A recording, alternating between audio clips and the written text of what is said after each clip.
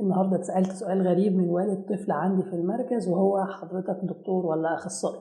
وطبعا السؤال كان غريب جدا، ولكن هوضح لكم المشكلة ظهرت ليه.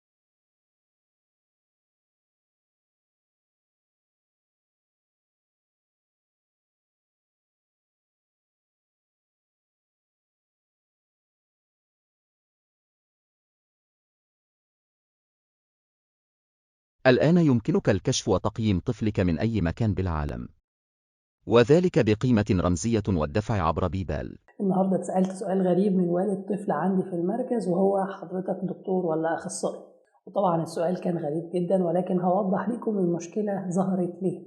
قبل كده كنا عملنا حلقة تلفزيونية هتلاقوا في حرف الآي اللي هيظهر فوق دلوقتي، وكانت المذيعة بتقول: بيشرفني النهارده ان يكون معايا دكتور عبد الله عابدين، اخصائي العلاج الطبيعي بجامعه القاهره وعضو هيئه التدريس. فهو بعدها سألني: هو حضرتك دكتور ولا أخصائي؟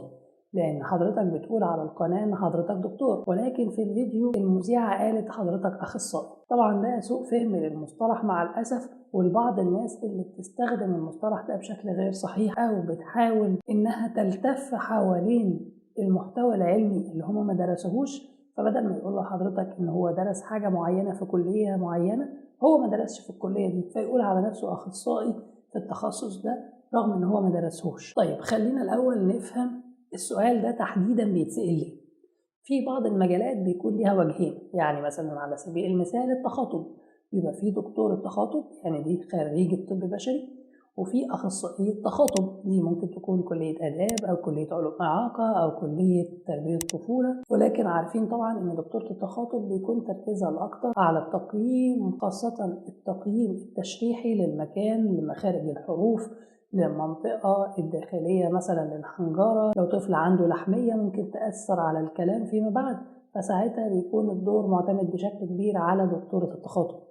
ولكن لو احنا بنتكلم على حصص تدريبية الطفل هيتعلم فيها دروس تخاطب علشان يبدأ يتكلم وينطق، فده بشكل كبير هيكون معتمد على أخصائية التخاطب. لكن الوضع ده مش موجود في العلاج الطبيعي، أو مش موجود تحديدا في مصر. الكلام ده ممكن يكون موجود في بعض الدول خارج مصر اللي مش موجود فيها كلية علاج طبيعي. فمثلا حاليا على مستوى العالم العربي احنا تقريبا بنتكلم على 4 دول أو يمكن 3 هم اللي فيهم علاج طبيعي، أو فيهم كلية علاج طبيعي بالمفهوم العالمي، اللي هي كلية طبية بتدرس في 5 سنين وسنة امتياز، هي مصر والسعودية والإمارات. وحتى كليات العلاج الطبيعي اللي اتعملت في السعودية كلها حديثة في آخر 5 سنين، وبالتالي مش هتلاقي فيها استشاري من السعودية، ممكن تلاقي فيها استشاري من بره السعودية زي مصر أو أي دولة عربية تانية. طيب بقية الدول العربية بيكون فيها معاهد تعليمية وليست كلية. يعني إيه معاهد تعليمية؟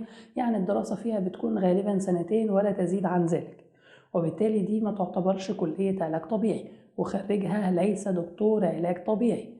بره مصر في الدول الأجنبية بيقال Physical Therapy Assistant أو مساعد العلاج الطبيعي. في الدول العربية بيقول إنه أخصائي علاج طبيعي، ولكنه لم يدرس بكلية العلاج الطبيعي، هو درس في معهد العلاج الطبيعي اللي الدراسة فيه بتكون على 2 سنين وبتكون مختصرة جدا وغير شاملة لمناهج العلاج الطبيعي. في مصر بقى إيه كلمة أخصائي دي؟ لا حضرتك، دي تصنيف بناء على الخبرة. يعني في مصر في حاجة اسمها تصنيف طبقا للخبرة، سواء الخبرة دي بالسنين أو الخبرة بالماجستير والدكتوراه.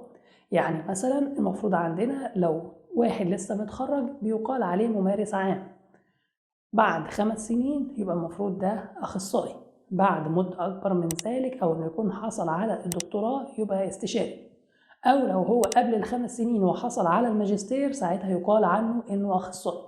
بالتالي لفظة أخصائي العلاج الطبيعي تتقال على دكتور علاج طبيعي اتخرج من كلية العلاج الطبيعي، ولكنه اتخرج من 5 سنين أو شغال في المجال ده من 5 سنين أو حصل على الماجستير، وبالتالي نقول عليه أخصائي العلاج الطبيعي. فكلمة أخصائي هنا المقصود بها عدد سنوات الخبرة. أنا مثلا شغال أطفال من 2016، يعني تقريبا بنتكلم في 6 سنين، فهنا بنقول أخصائي العلاج الطبيعي. أو إن مثلا حاصل على الماجستير يبقى أنا كده أخصائي العلاج الطبيعي. لو واحد حاصل على الدكتوراه يبقى استشاري العلاج الطبيعي. وبالتالي كلمة أخصائي أو استشاري بتقال على سنين الخبرة أو على الماجستير والدكتوراه لو حد محضر ماجستير ودكتوراه. فأتمنى كده تكون الدنيا وضحت، وإن موضوع أخصائي هنا في مصر يختلف عن الدول العربية الأخرى.